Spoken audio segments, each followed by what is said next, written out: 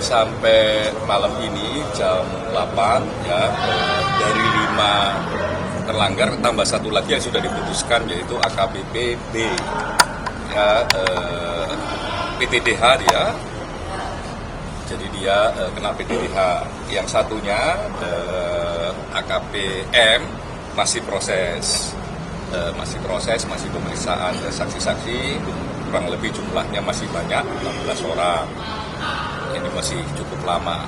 Nah, itu yang pertama. Jadi memang konstruksi peristiwanya diurai sedemikian rupa, siapa ngasih duit ke siapa dan sebagainya, makanya ada putusan PTDH. Jadi dalam konteks kasus ini secara keseluruhan ya, yang dari 54 ini yang sudah PTDH 2-nya demosi 8 tahun.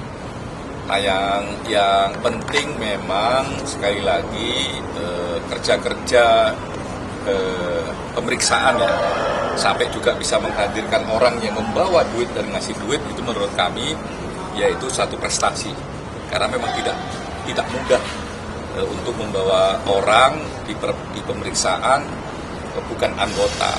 Ya, ada juga yang nggak mau datang tapi ngasih keterangan tertulis.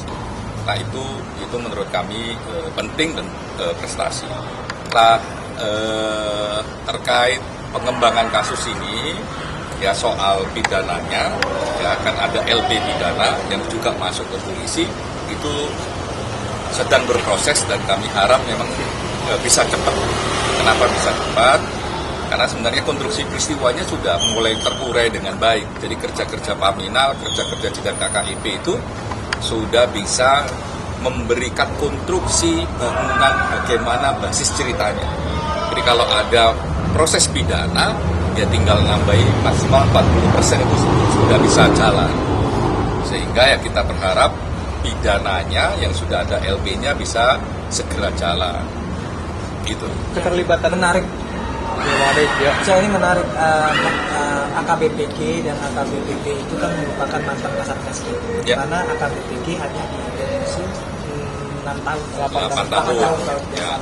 Kemudian AKBPB justru kena PTDH. Apa yang membuat AKBPB terkena sanksi berat? Apakah aktif yang paling berasa adalah ya memang ini soal penerimaan duit ya. Penerimaan duit itu tidak sekedar soal jumlah ya, tapi ini mengganggu proses atau tidak, itu yang paling penting. Yang kedua, dalam proses penegakan hukum sendiri yang AKBPG kan prosesnya juga jalan sampai P19 dan katanya hari ini P21 ya, itu juga mungkin jadi pertimbangan. Jadi sebagai kewajiban penegakan hukum itu berjalan, berbeda dengan mungkin yang sebelumnya, pejabat yang sebelumnya yang nggak jalan-jalan ini kasus. Nah, mungkin kami nggak tahu persis apa kebatinan yang ada di majelis etik, tapi kalau kami melihat langsung prosesnya, kira-kira itu yang terjadi. Artinya di dalam persidangan itu nampak sekali intervensi yang dilakukan oleh AKBPB sehingga dia sebenarnya dalam bedanya kasus ini dengan kasus sidang sebelumnya di kasus yang lain ya, ini yang aktif, lumayan aktif adalah pihak yang memiliki kepentingan dan hidup di luar kepolisian agar kasusnya tidak naik, agar tidak ditahan, agar tidak A, tidak B, tidak C. Lah itu yang paling aktif bukan anggota kepolisian. Nah, oleh karenanya, kalau pertanyaannya tadi, apakah yang B lebih aktif atau tidak aktif? Sebenarnya yang paling aktif di luar struktur kepolisian. Dan tapi yang di luar malah tidak hadir ya Pak, yang tadi yang lebih aktif. Salah satu yang pegang kuasanya tidak hadir di pemeriksaan. Pak, totalnya berapa sih Pak, kalau bisa dikasih tahu? Semuanya banding. Totalnya Pak, kan banyak beredar, ada yang 20 miliar, sekian miliar. Untuk kisarannya saja. Kisarannya saja untuk AKBPB itu berapa sih Pak? Menerima berapa?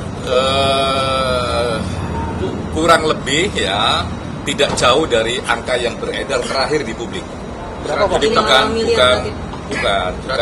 bukan awal-awal yang 20,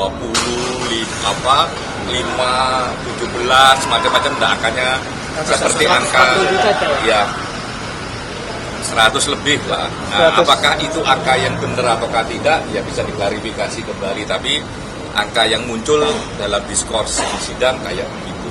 Nah, mana yang benar, ya sayangnya memang pihak yang ngasih dan sebagainya nggak datang. Kalau datang kan bisa dikonfirmasi. Ya, pengakuan AKBP itu uang itu digunakan untuk apa? Ya. Mau itu digunakan untuk pribadi atau untuk yang lain, dalam konteks sidang etik ketika itu menerima uang, ya itu salah. Gitu. Dan yang menarik memang diurai tadi di proses pemeriksaan, ini duitnya untuk apa.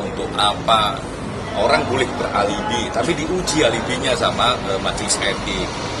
Benerin untuk ini, benerin untuk itu, dan sebagainya. Nah, akhirnya ya ditarik kesimpulan, makanya ada yang PTDH, ada yang emosi 8 tahun. Menurut saya ini proses yang menarik, proses yang baik. Apalagi bisa menghadirkan orang yang membawa duitnya. Ini membawa duitnya tadi diperiksa, ya ini duitnya dikasih ke sini, ketemu ini di ruangan ini, dan dia yang ngomong, bukan anggota polisi. Dan itu menurut saya prestasi yang oke di proses ini.